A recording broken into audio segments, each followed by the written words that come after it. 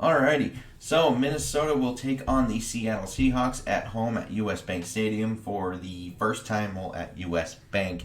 And I believe this is the first time they have played each other in Minnesota since 2016 in that playoff game. So, offensively though, Seattle is more potent than their defensive side. They are 11th in total offense at 389, first in yards per play at 7.4, 10th in passing yards at 280.5. However, 28th in sack percentage at 10%, so they need to do a much better job at protecting Russell Wilson. They are second in touchdown percentage, though, at 11.1, and tied first interception percentage because they haven't thrown one through 2 games. They are, however, 19th in rushing yards at 108.5.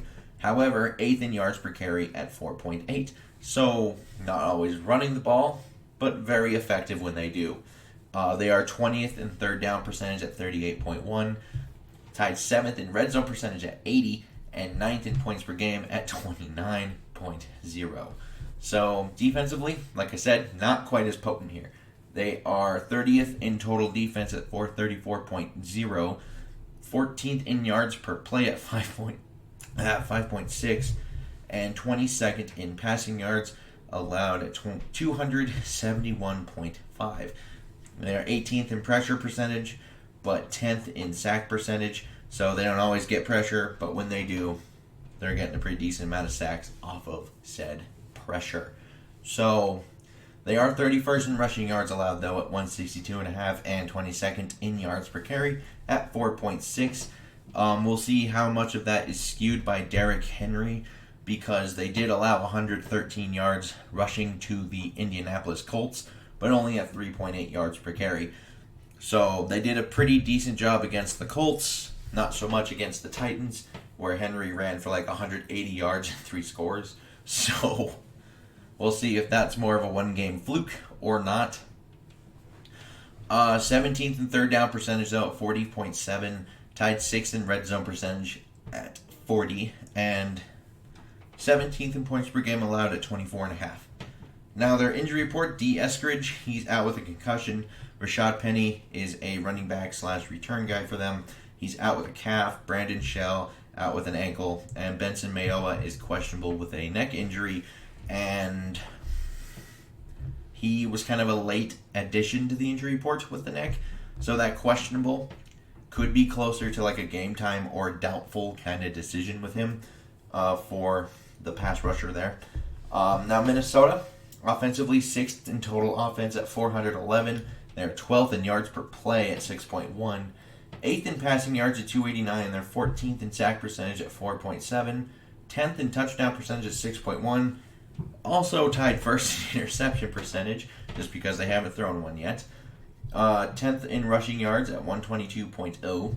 6th in yards per carry at 5 flat. 31st in third down percentage, though, at 30.8. Tied 7th in red zone percentage at 80. And they're 11th in points per game at 28.5. Now, defensively, it's another team where they're much more potent on offense. They are 28th in total defense at 420 yards per game.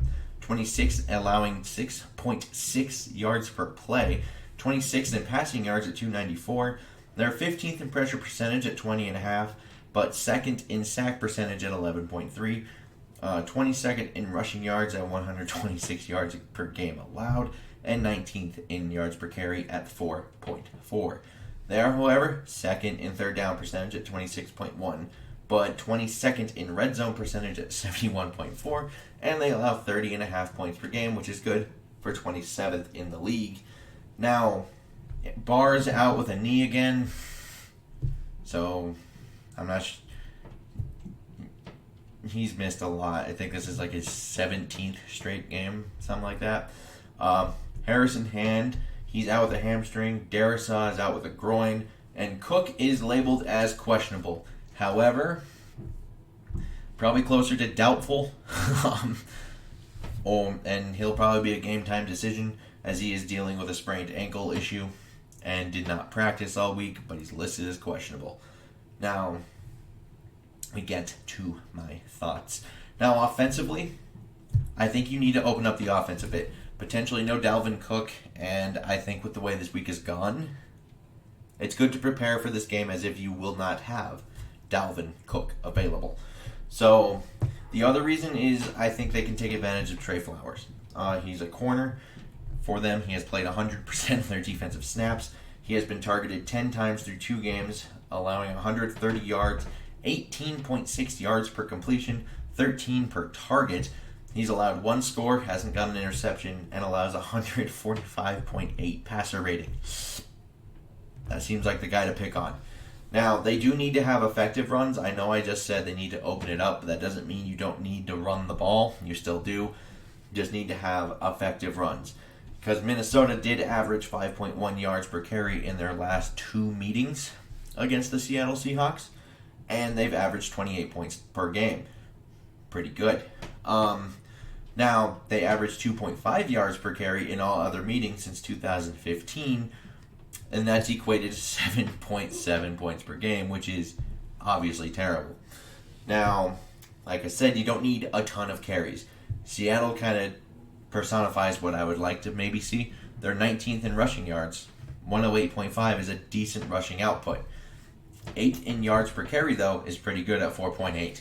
So they just need to have very effective carries.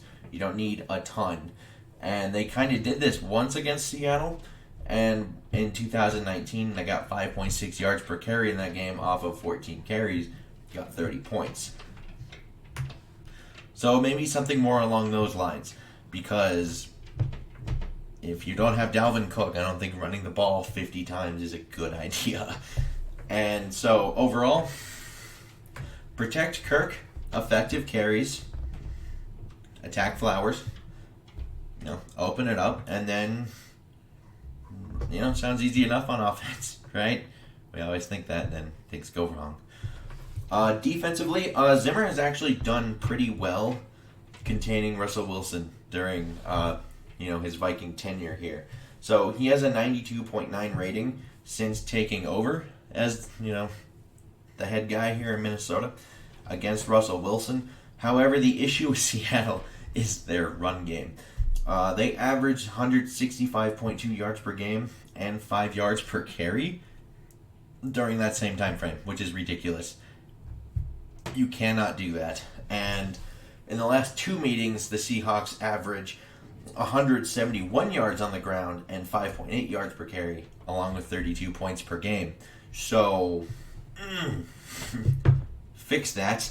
I'm not sure they can, but, it is a different offense. So I'm interested to see how they attack it, because Russell Wilson will be under center more, which means it will be easier to contain him on straight dropbacks. Probably have to worry about more boot action kind of plays to get him out on the edge. But that will open up the running game. It becomes a lot more multiple. If there's less gun, you can do a lot more runs. So the fact that our issue with this team was they run the ball really well on us. That doesn't help. That's not a good particular way to struggle when this happens. So it should help containing Russell a little bit when they try to throw, and they've done pretty well against Russell in the past. And you got to slow down this run game somehow in some way, and I'm not sure they can. Special teams, just don't be the reason they lose if they are in this. I am taking Seattle 35-27, and it's mostly because of that run game, because Minnesota has struggled, in both that against them and as a whole this year, where, 4.4 yards per carry is allowed, and they're allowing 126 yards per game. Now, I think the main 2 issues with it is actually Wanham and Nick Vigil. I know Nick Vigil, people like to talk about like he's some revelation in this. I think he's pretty good in pass coverage. When it comes to taking on blocks in the run game, he seems to take a tick longer to recognize when he's supposed to go, and then kind of like neutralizes the Eric Wilson thing that we had last year, where Eric Wilson will miss the tackle. Nick Vigil just needs to process a little longer, so instead of missing tackles, he ends up blocked. So the edges are primarily the issue in Minnesota, because I don't think Wanham's played particularly well either. And it's kind of like The edge that doesn't have 99 on it is a complete liability in the run game. So without Barr and without improvement from there, it's kind of tough sledding to stop the run currently in its state. Now, I do know Kirk gets a bad reputation for playing good teams. However, I don't really think the Seattle games have been his fault in the past, because Kirk has actually bested Wilson in a number of statistical categories in these games. He's completed more passes, 62.7 to 61.4%. He's had more yards, 733 to 529. More yards per attempt at 6.7 versus 6.3. He's thrown one less interception, 2 to 3. And he has a higher passer rating at 89.7 to 84.8.